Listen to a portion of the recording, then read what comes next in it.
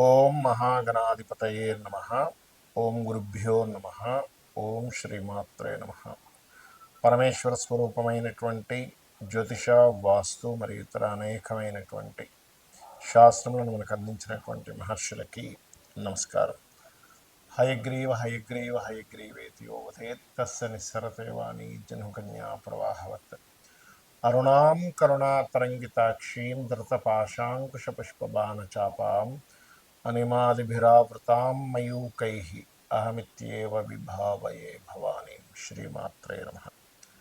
ప్రేక్షకులకి లలితాంబిక అమ్మవారి యొక్క అనుగ్రహం పరిపూర్ణంగా కలగాలని మనస్ఫూర్తిగా కోరుకుంటూ, నన్ను చాలామంది అడుగుతున్నటువంటి ప్రశ్న ఏమిటంటే, ఏమండి కనీసం ఈ విశ్వవసు నామ సంవత్సరంలో అయినా సరే మేము ఫైనాన్షియల్గా ఎదగాలంటే ఒక్క టెక్నిక్ చెప్పండి కనీసం మా లగ్నం లేదా మా రాశి వారికి, ఎందుకంటే అన్నిటికీ కూడా ధనం మూలం ఇదం జగత్ కాబట్టి అని అంటూ ఉన్నారు. అయితే నేను ఇందులో ఆదాయం ఒక్కటే కాదు, అంటే మనకి ఆరోగ్యము, రుణరోగ శత్రు బాధలు కూడా తగ్గడానికి ఏమిటి, అదేవిధంగా ఫైనాన్షియల్గా పెరగడానికి ఏమిటి అనే విషయాలు నేను మీకు చెప్తాను.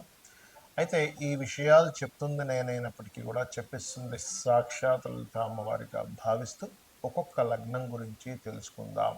మకర లగ్నము, మకర రాశి. మకరం వారికి కనుక చూసుకున్నట్లయితే ముఖ్యంగా లగ్నమే తీసుకోండి. ఇక్కడ లగ్నాధిపతి ద్వితీయాధిపతి కూడా శని అవుతాడు. అయితే సర్వసాధారణంగా మకరం వారికి దీర్ఘకాలికంగా కష్టపడి ఏదైనా సాధించేటువంటి లక్షణాలు పుష్కలంగా ఉంటాయి, శ్రమపడేటువంటి లక్షణాలు కూడా ఎక్కువగా ఉంటాయి. అయితే ఇది కొంతమందికి ఎందుకు ఇది 90% ఆఫ్ పీపుల్ ఇలా ఉంటే ఒక 5 to 10% పీపుల్కి ఎందుకు ఇది వర్తించదు అంటే, లగ్నాధిపతి పాడైపోతాడు.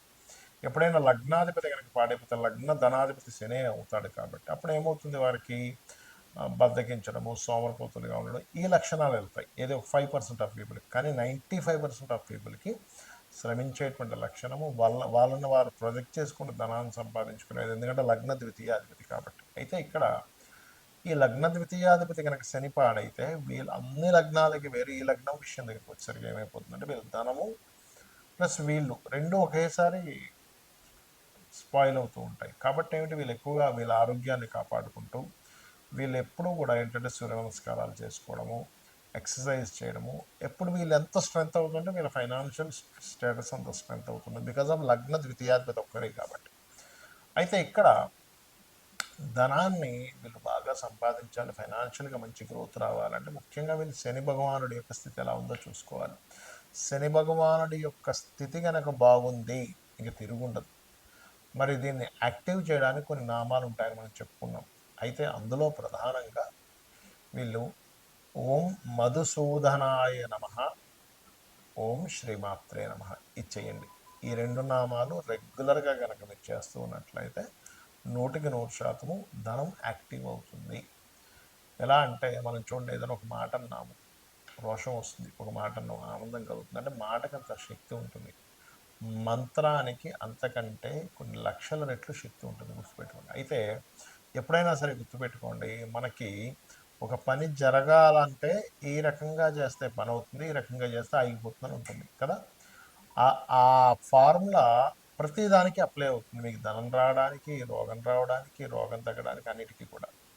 అయితే ఈ మకరం వారికి ఇందాక నేను చెప్పిన మంత్రంలో హెల్త్ ఇష్యూస్ తగ్గడానికి కూడా మంత్రం పనిచేస్తుంది. అదేవిధంగా మరొకటి ఏంటంటే, ఇక్కడ వీటితో పాటు మీకు ఈ ఫైనాన్షియల్గా ఆటంకాలు పూర్తిగా తొలగాలి అంటే మీరు చేయవలసింది ఏమిటి అని చెప్పి చూసుకున్నట్లయితే, ఇక్కడ దానములు అంటారు. మీ దగ్గరలో టెంపుల్లో పురోహితుడికి ముఖ్యంగా కందులు గుర్తుపెట్టుకోండి. కందులు మీరు ఎంత దానంగా ఇస్తూ ఉంటే అంత ఫైనాన్షియల్ గ్రోత్ ఉంటుంది. దీంతోపాటు బియ్యము కూడా ఇవ్వాలి. ఏమంటే మా దగ్గర టెంపుల్స్ లేవు సరిగ్గా, వాళ్ళు తీసుకోరు, వాళ్ళు భయపడుతుంటారు తీసుకోవడానికి అని అనుకునేటువంటి వారు, దగ్గరలో గోశాల కనుక ఉందనుకోండి, గోశాల ఉన్నట్లయితే గోవులకు చక్కగా బియ్యపు పిండి లేకపోతే బియ్యములో కొంత బెల్లము కలిపి పెట్టడము, అదేవిధంగా క్యారెట్స్ తినిపించండి. మరి కొంతమందికి గోవులు ఉండవు మరియు దానం ఇవ్వడానికి ఉండదు, అలాంటప్పుడు ఆ యొక్క పదార్థాలతో అంటే బియ్యంతో ఏదైనా ప్రసాదం తయారు చేసి ఏదైనా ఆలయంలో పెట్టి, ఆలయం కూడా లేదనుకుంటే మీరే ఇంట్లో దేవుడి దగ్గర పెట్టి వాటిని ప్రసాదంగా మీ చుట్టుపక్కల వాళ్ళకి పంచవచ్చు కూడా. దానివల్ల తీసుకున్న వాళ్ళకి ఇబ్బంది ఉండదు, ఇచ్చే వాళ్ళకి తీసుకున్న వాళ్ళకి ఇద్దరికి కూడా అది దేవుడి ప్రసాదంగా మారింది కాబట్టి మంచి ఫలితాలు వస్తాయి. వీటితో పాటు చేయవలసినటువంటి కొన్ని విధి విధానాలు ఏమిటి అంటే, మీరు ఓం సంపత్కరీ సమారూఢ సింధుర వ్రజసేవితాయై నమః, అదేవిధంగా ఓం ధర్మాధ్యక్ష ధనాధ్యక్ష ధన ధాన్య వివర్ధినియే నమః. ఈ మంత్రం మోస్ట్ పవర్ఫుల్ ఫైనాన్షియల్ గ్రోత్కి. మీరు అనుకోవచ్చు, ఏమండి మరి నేను ఈ మంత్రాన్ని ఏ పని చేయకుండా, ఏ వ్యాపారం చేయకుండా ఇంట్లో కూర్చొని చేసుకుంటే వస్తుందా? నేను ఒక మాట చెప్తాను. ఈ మంత్రం చేయగానే ఫస్ట్ మీకు ఇంట్లో కూర్చోబుద్ధి కాదు. ఈ మంత్రానికి ఉన్నటువంటి ఎలాంటిదంటే, ఎలాంటి పవర్ అంటే, ఇప్పుడు చూడండి, మిమ్మల్ని ఎవరైనా రోషంగా ఒక మాట అన్నారు, నువ్వెందుకు పనికిరావురా అది ఇది అని. కొడుకు ఏం చేస్తాడు, ఇంట్లోంచి బయటికి వెళ్ళిపోతాడు. ఫస్ట్ ఇంట్లో అలా సైలెంట్గా కూర్చోడు. ఎందుకు? ఆ మాటల ద్వారా మీకు ఆ చలనం కలిగింది. లేదా కొంతమంది మీతో ఛాలెంజ్ చేస్తారు, నువ్వు ఈ పని చేయలేవని. ఎందుకు చేయలేనని చెప్పి చేస్తారు. అంటే ఏమిటి? ఒక మాటకి ఒక ఎనర్జీని,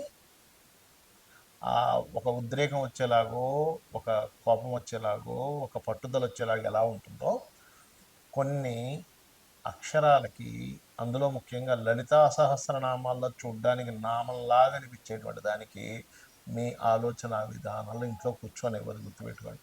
నేనేం చేయాలి, ఏ తపన, నేను ఎట్లా ఏ బిజినెస్ చేస్తే బాగుంటుంది, ఏ వ్యాపారం చేస్తే బాగుంటుంది అనేటువంటి ఒక చక్కటి ఆలోచన మీకు ఇచ్చేలా చేసి రైట్ రూట్లోకి వెళ్ళేలాగా చేస్తుంది ఆ మంత్రం. అప్పుడేంటి, సరే నేను పలానా కోర్స్ చేయాలి, ఇవాళ రేపు డిమాండ్ దీనికి ఉంది కాబట్టి చేస్తాను అనే దాంట్లో వెళ్తుంది. అలాగే మరొక విషయం ఏంటంటే, ఎప్పుడు కూడా ఇప్పుడు నేను చెప్పినటువంటి సాధన ఒక ఎత్తు అయితే, మీ పర్సనల్ చార్ట్లో ఏ మహాదశ నడుస్తుంది, ఆ మహాదశ ఎటువంటి రూపంలో ధనయోగాన్ని ఇస్తుంది అనేది మీ పర్సనల్ చార్ట్లో చూసుకోవాలి. అదేవిధంగా మీ ధనాధిపతి ఎవరు అసలు, మేషం నుంచి మీనం వరకు 12 రకాలుగా ఉంటుంది. మేషానికి శుక్రుడైతే, మిథున వృషభానికి మన మిథున రాశి అధిపతి అయినటువంటి బుధుడు అవుతాడు, మిథునానికి చంద్రుడు అవుతాడు, కర్కాటకానికి రవి అవుతాడు ధనాధిపతి. ఆ ధనాధిపతి ఒక్కరైతే ఆ ధనాన్ని యాక్టివ్ చేసేవాళ్ళు, డియాక్టివ్ చేసేవాళ్ళు పర్సనల్ చార్ట్ పరంగా వేరువేరుగా ఉంటాయి. బట్ ఒకటే గుర్తుపెట్టుకోండి, మీరు మీ జాతకం ఎలాగున్నా కూడా నేను ఇందాక చెప్పినటువంటి 2 మంత్రాలు అద్భుతమైన ఫలితాలు ఇస్తాయి. ఇక రెండో విషయం, మీకు దగ్గరలో గోశాల కనుక ఉన్నట్లయితే, అందులోని ముఖ్యంగా దేశీవాలి గోవులు ఉన్నట్లయితే అక్కడికి వెళ్ళి చక్కగా తేనె పూసినటువంటి చపాతీలు, అంటే చపాతీలు ఎక్కడ కూడా నూనెలో వేయకుండా, నూనె పోసి కాల్చకుండా 3 చపాతీలు తీసుకుని దాన్ని చక్కగా భక్తి శ్రద్ధలతో, నిజంగా అమ్మవారికి నా స్వయంగా నా చేతితో తినిపిస్తున్నాను అనేటువంటి భావనతో గోవుకు తినిపించండి. తినిపించేటప్పుడు నేను ఇందాక చెప్పినటువంటి మంత్రాన్ని ఓం సంపత్కరీ సమారూఢ సింధుర వ్రజసేవితాయ నమః. ఇంకొంతమందికి బాగా గొడవలు ఉంటాయి, అంటే సంపాదన అంటేనే అసలు అదో పెద్ద యుద్ధంలాగా అలా ఉంటుంది. అలాంటి వారు చేయవలసింది ఏమిటంటే, అది ఎవరికి ఉంటుందంటే సర్వసాధారణంగా కుజుల్లో శని కానీ, శనిలో కుజుడు కానీ నడిచేటప్పుడు, పర్టికులర్గా కుజమహర్దశలు నడుస్తూ, కుజమహర్దశ కుజుడు పాడైనప్పుడు, శని మహర్దశలు నడుస్తూ శని బాగా పాడైనప్పుడు ఏమవుతుందంటే, అసలు రోజు గడవడమే ఒక పెద్ద యుద్ధంలా ఉంటుంది. అమ్మో ఎలాగండి అసలు, ఈ బాబా ఈ మంత్ రెంట్ ఎట్లా కట్టాలి, ఈ మంత్ ఈఎంఐ ఎలా కట్టాలి, ఈ మంత్ పిల్లలకి ఫీజులు ఎలా కట్టాలి, ఈ మంత్ అసలు రేషన్ తెచ్చుకున్నది ఎలాగనేటువంటి ఒక భయంకరమైన సిచ్యువేషన్స్లో కొంతమంది ఉంటారు. అలాంటి వారికి అద్భుతమైన మంత్రం ఏంటి అంటే, ఓం నవవిద్రుమ బింబశ్రీ న్యక్కారి రతనచ్చదాయై నమః. ఇది అద్భుతంగా పనిచేస్తుంది, కానీ నమ్మకంగా చేయాలి. చాలామంది అంటుంటారు, ఏమంటే నమ్మకంగా చేయాలి, నమ్మకంగా చేయాలి. ఎందుకు నమ్మకంగా చేయాలి అంటే, దానికి కూడా నేను మీకు చెప్తాను ఇప్పుడు సమాధానం. ఏమిటంటే, దేవతకు ఉన్నటువంటి లక్షణం ఏమిటంటే, మనం నమ్మినప్పుడు, అరే నన్ను నమ్మాడు కాబట్టి నేను ఇది చేయాలనేటువంటి ఒక ధర్మం ఉంటుంది దేవతకి. కాబట్టి నమ్మినందుకు, నమ్మిన వారిని చేసేటువంటి ధర్మం దేవతకు ఉంటుంది. మనుషులు కూడా నమ్మకపోవచ్చు, మనం నమ్మినా వారు నన్ను నమ్మితే ఏంటి, నమ్మకపోతే ఏంటి అనేటువంటి లక్షణాలు కొంతమందికి ఉండొచ్చు. అందరూ అలా ఉంటారని అనట్లేదు. ధర్మంగా ఉండేవారు చూడండి, అయ్యో నన్ను నమ్మారండి, నేను ఈ పని చేయాలంటుంటాం. మరి దేవతకి ఎలా ఉంటుంది, నమ్మి మనం చేసినందుకు. కాబట్టి నమ్మి మనం చేస్తే ఆ ఫలితం వేరుగా ఉంటుంది. ఇంకోటి ఏమిటంటే, దేవతను ఎప్పుడు కూడా ఒక తల్లిగానో తండ్రిగానో భావనతో చేసినప్పుడు ఏమవుతుందంటే, తల్లికి తండ్రికి ఉన్నటువంటి గొప్ప లక్షణం ఏంటంటే, వాళ్ళు మనకేదో చేస్తారు కాబట్టి చేయరు. అందులో ముఖ్యంగా తల్లి ఏంటంటే, నేను చెయ్యాలి, నా కొడుకు కాబట్టి నేను చేయాలనే భావనతో చేస్తుంది. కాబట్టి దేవతకి ఉన్నటువంటి లక్షణమే అది.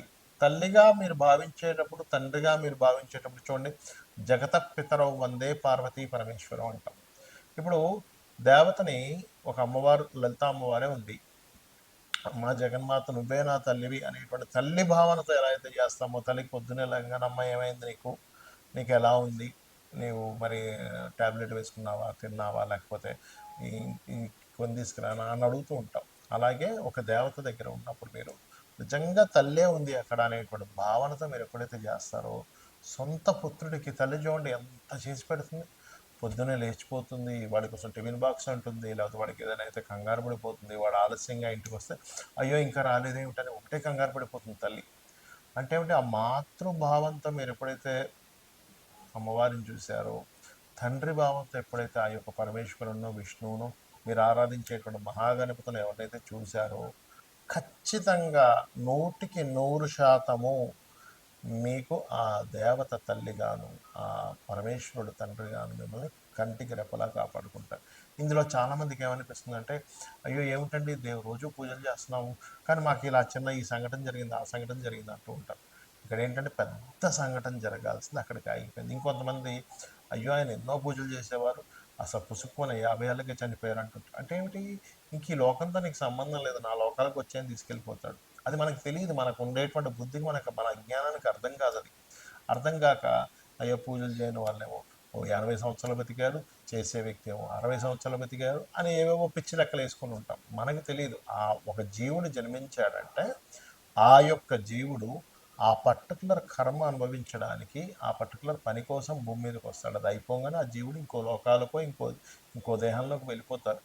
అది సంబంధం లేదు. కాబట్టి ఇటువంటి విషయాలు మీరు శాస్త్ర సంబంధంగా చాలా విషయాలు చర్చించగా తెలుస్తూ ఉంటాయి. కాబట్టి మీకు ధనయోగం పరిపూర్ణంగా ఈ విశ్వవసు నామ సంవత్సరంలో కలగాలని మనస్ఫూర్తిగా కోరుకుంటూ శ్రీమాత్రేయ నమః.